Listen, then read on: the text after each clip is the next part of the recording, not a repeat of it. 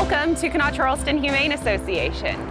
Here we pride ourselves in being different. We wanted to make this a place of community outreach, education, and we think we've been able to do that. In 2012, KCHA's save rate overall was 35%. The perception in the community was the shelter was a place where dogs came to die, and they were right.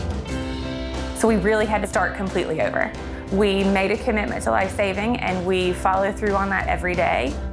We want to make sure that this is happy, that people are smiling, that even the paint on the walls is bright and cheery, because it is a happy place now, so come on in. We offer pet retention counseling, positive alternatives to shelter surrender.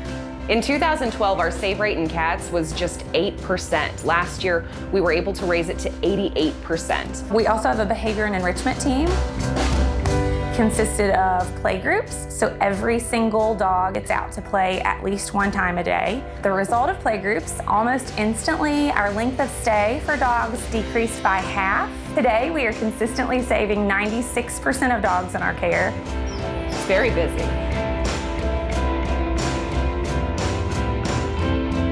We added an in-house veterinary clinic. We are so excited to be able to offer in-house spay-neuter services.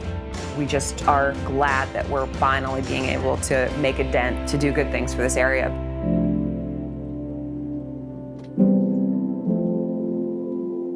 The flood. I happen to live in the community that was flooded. I live in Clendenin, West Virginia.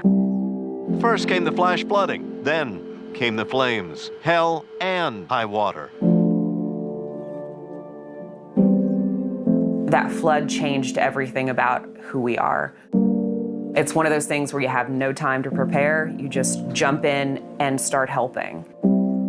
We went in to try to set up an emergency base, and instantly people began bringing us animals who'd been in the flood. We treated more than 2,200 animals, whether it be just transporting back to the shelter to board.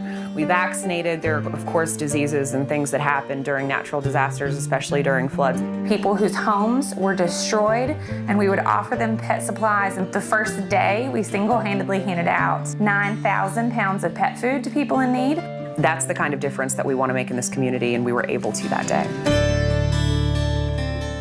After the June 23rd flood, we knew that we had a need for some sort of mobile unit. We wrote a grant for $240,000, and we found out not long afterwards that we were awarded the entire amount from the Petco Foundation. We're going to be able to respond to disaster situations, God forbid anything like that ever happen again, hold adoption events, perform community outreach, so go door to door and say, give me your animal, we're going to spay, neuter it, and vaccinate it.